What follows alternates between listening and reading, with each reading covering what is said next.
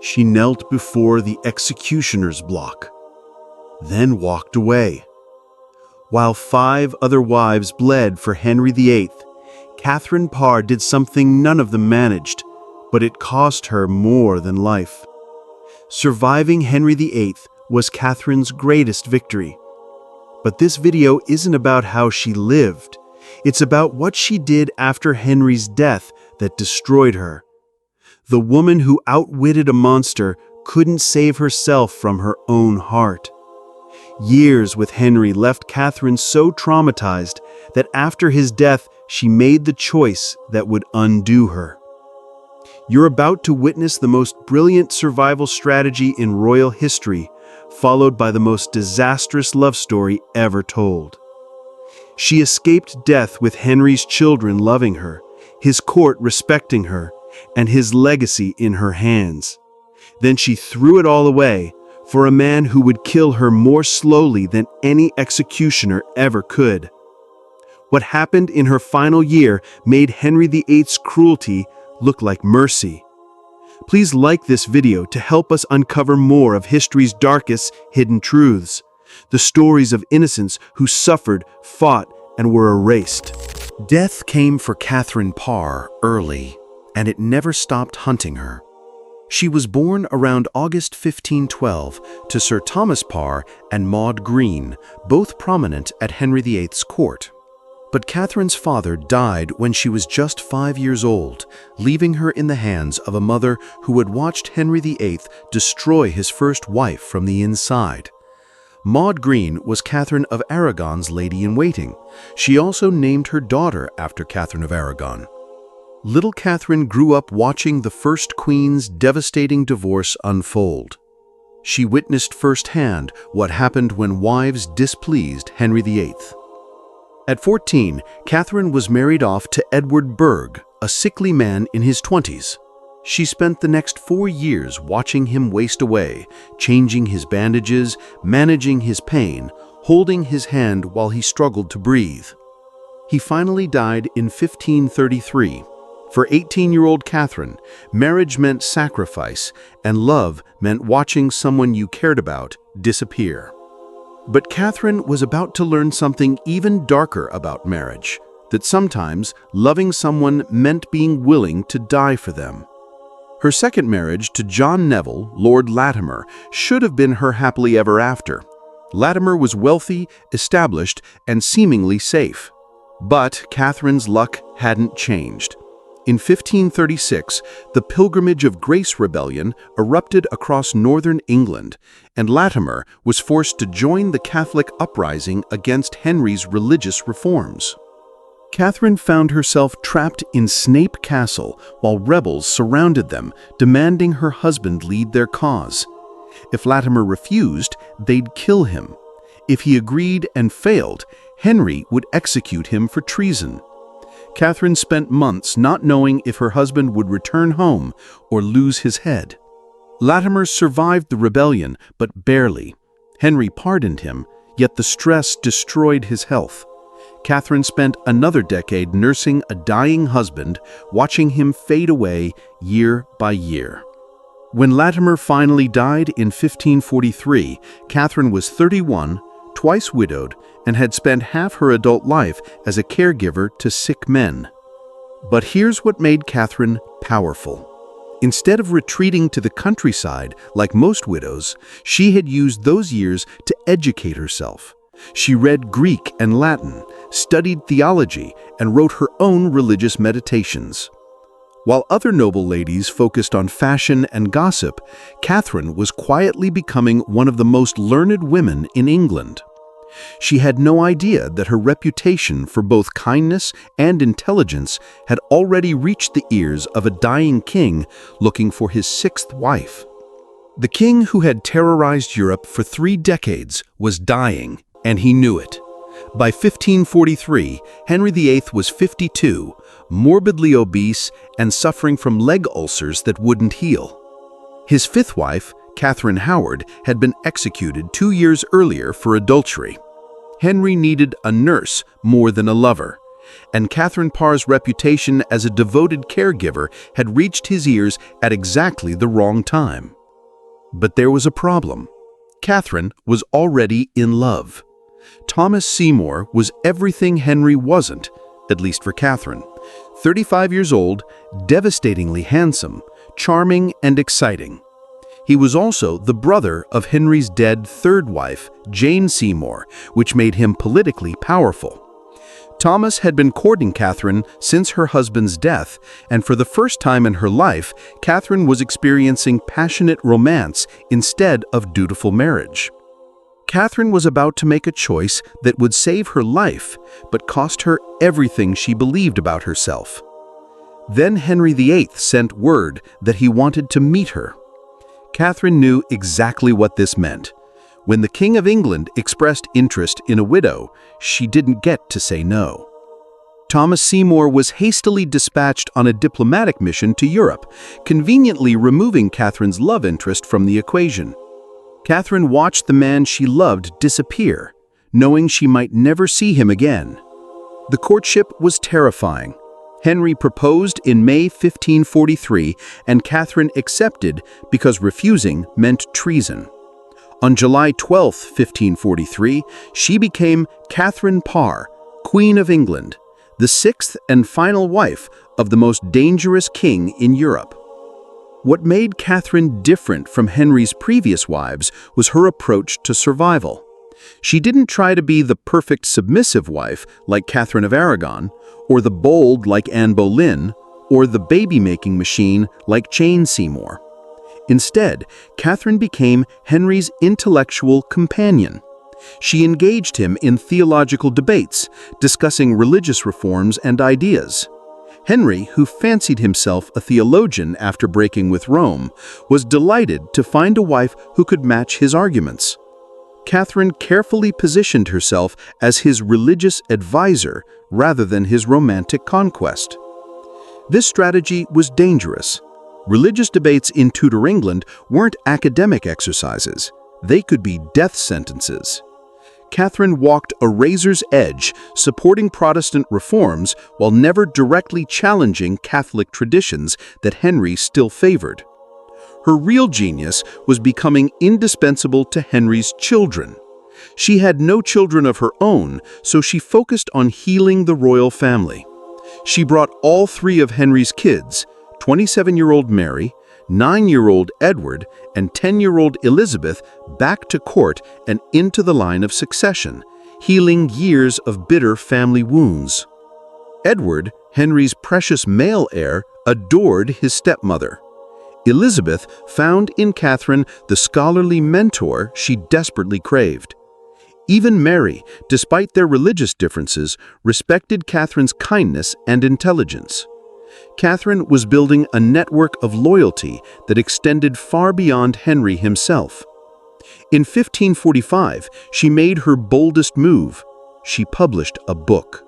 Prayers or Meditations became the first book published by a Queen of England under her own name. It was a collection of devotional writings that established Catherine as a religious authority in her own right, not just Henry's wife. The book was wildly popular, going through multiple editions. Catherine wasn't just surviving Henry, she was becoming a public intellectual, a voice for English women who had been silenced for centuries. But success bred deadly enemies. Religious conservatives at court, led by Bishop Stephen Gardiner and the Duke of Norfolk, watched Catherine's growing influence with alarm. A queen with her own published works and devoted stepchildren was a mortal threat. They began plotting Catherine's downfall, and in July 1546, they finally convinced the paranoid, pain-crazed Henry to sign a warrant for Catherine's arrest on charges of heresy. The woman who had survived 2 sick husbands and won over a murderous king was about to face her greatest test. And this time, her life wouldn't depend on her nursing skills or her intelligence. It would depend on her ability to manipulate the most dangerous man in England. Catherine made a choice that saved her life, but would haunt her forever. But before we understand her desperate gamble, we need to see how close she came to joining Anne Boleyn and Catherine Howard on the scaffold. The trap was perfectly laid. In July 1546, Bishop Gardiner approached Henry with carefully collected evidence of Catherine's Protestant extremism. Her published writings, her correspondence with continental reformers, her influence over the royal children, all of it painted a picture of a queen who had overstepped her bounds. Henry signed the arrest warrant. Catherine Parr would be taken to the Tower of London for questioning about heresy, just like Anne Boleyn had been 11 years earlier. Catherine Howard had been questioned there before her beheading. Everyone knew how these interrogations ended. She had maybe 2 hours before the guards came to drag her away. 2 hours to avoid the executioner's block, 2 hours to save herself.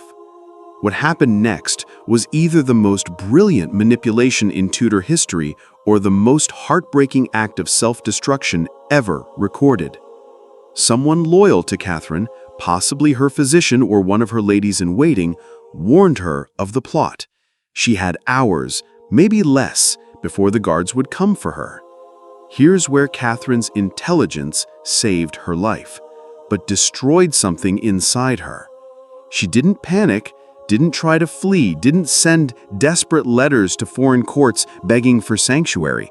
Instead, she made a calculation that would have impressed Machiavelli himself. Catherine went directly to Henry's chambers, despite knowing he had just signed her death warrant. She found the king in one of his raging moods, his leg ulcers causing him agony, his paranoia at its peak. Any rational person would have seen a dangerous, unstable tyrant capable of ordering her execution on a whim. Instead, Catherine saw an opportunity.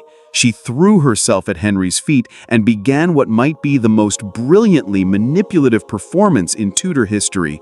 She didn't deny her religious beliefs or beg forgiveness for her writings. Instead, she completely redefined herself as a helpless, confused woman who had only been trying to learn from her brilliant husband.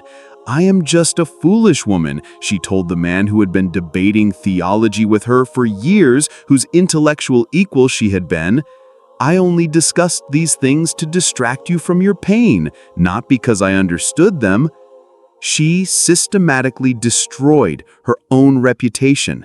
She transformed herself from his intellectual partner into his intellectual inferior, from his equal into his student, from his wife into his victim. "My weak woman's understanding has been led astray by men who should have known better," she continued, tears streaming down her face. Every word was a knife in her own heart, but every word was also saving her life. Henry's massive ego devoured her performance. Here was proof that he was indeed the supreme theologian he believed himself to be, so brilliant that even his intelligent wife was just a confused woman seeking his guidance. But Catherine's greatest victory would become her greatest curse that eventually destroyed her. The next morning, when Chancellor Wriothesley arrived with armed guards to arrest Queen Catherine, Henry exploded in fury. "Knave! Beast! Fool!" he roared at his own chancellor, driving the man away in humiliation. Catherine had saved her life, but the cost was enormous. This was the promise she made to herself that day. She would never again trust her own voice, her own intelligence, or her own worth. She had learned that survival meant making herself smaller, and that lesson would poison everything that came after. For the remaining months of Henry's life, Catherine played the perfect submissive wife. She nursed him through his final illness, managing his care with the same competence she'd shown her previous husbands, but never again engaging him as an intellectual equal. When Henry VIII finally died on January 28, 1447, Catherine was free. She had achieved what no other wife had managed. She had survived Henry VIII with her head attached to her shoulders. But freedom came with a price she hadn't anticipated.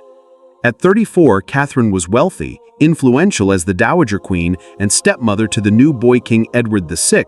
She could have become anything she wanted, a patron of learning, a religious reformer, a power behind the throne. Instead, she felt empty. She had survived the most dangerous man in England by convincing him and herself that she was worthless. And that's when Thomas Seymour came back to finish what Henry had started.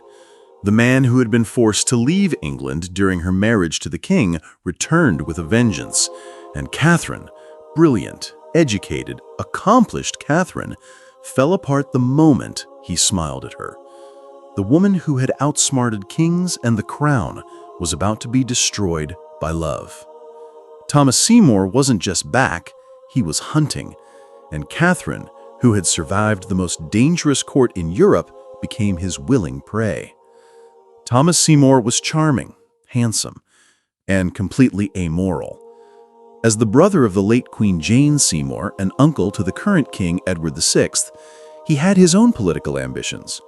Marriage to the wealthy Dowager Queen would give him resources and status he couldn't achieve on his own. Within weeks of Henry's death, Thomas was at Catherine's door with poems and promises. This wasn't the mature reunion of two people who had waited patiently for their chance. This was a predator who smelled blood in the water. Catherine, who had masterfully manipulated Henry VIII, fell apart the moment Thomas returned. But there was something Catherine didn't know about Thomas, something that would have terrified her if she hadn't been so desperate to feel loved. They married in secret sometime around May 1547, just 4 months after Henry's death. The timing was scandalous. Royal widows were expected to wait at least a year before remarrying. But Catherine, who had spent years calculating every word and gesture to stay alive, threw away her reputation for a man who saw her primarily as a walking treasury. The first signs of trouble appeared immediately. Catherine had taken the Princess Elizabeth into her household at Chelsea Palace, acting as the girl's guardian and stepmother. Elizabeth adored Catherine. She was the closest thing to a loving mother the princess had ever known. Then, Thomas started paying inappropriate attention to Elizabeth. In Tudor England, there were strict rules about how men could interact with unmarried royal women. Thomas began entering Elizabeth's bedchamber in the mornings while she was still in her nightgown, supposedly to wish her a good day. He would tickle her, wrestle with her, cut her dress to pieces while Catherine held her down as some kind of game. These weren't innocent interactions. These are actions of a man testing how far he could push a vulnerable teenage girl. At first, Catherine laughed it off. She didn't see the risk. But Thomas's behavior kept pushing the boundaries, blurring the line between playful and dangerous. Some historians later believed he was trying to get closer to Elizabeth for both personal and political gain. The crisis came when Catherine caught Thomas with his arms around Elizabeth, both of them in a state of undress. Instead of protecting her beloved stepdaughter, Catherine convinced herself that she was jealous of a child. Instead of throwing Thomas out immediately, she sent Elizabeth away to protect her own marriage. The woman who had survived Henry VIII couldn't bring herself to see the truth about her own husband. Meanwhile, Catherine's body was betraying her in a different way. At 35, she became pregnant for the first time in her life. This should have been joyful news. Catherine finally had the chance to be a mother, something she had wanted for decades. Instead, it became a medical crisis. Tudor medicine was primitive, and pregnancy at 35 was considered extremely dangerous. Catherine was also under enormous stress from the Elizabeth scandal, the gossip about her hasty remarriage, and Thomas's increasingly erratic behavior. But the worst was yet to come. As Catherine's pregnancy progressed, Thomas abandoned all pretense of caring for his wife.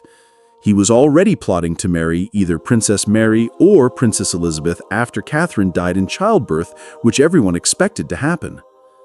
Catherine spent her final months watching the man she had sacrificed everything for reveal his true nature.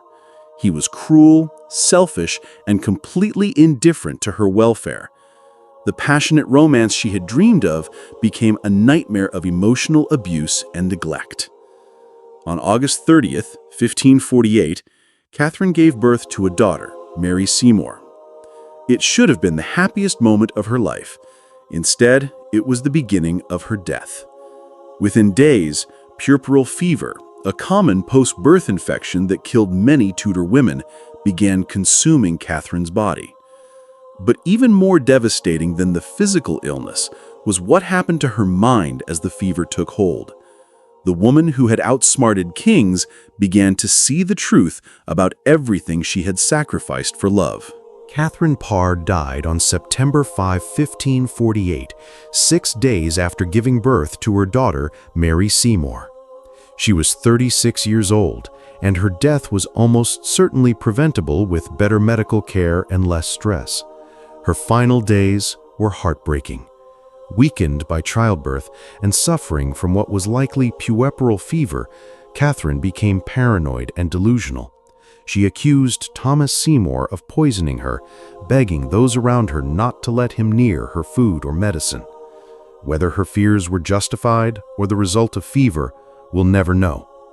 What we do know is that the woman who had survived Henry VIII died believing the man she loved was trying to kill her. Thomas Seymour showed his true nature after Catherine's death.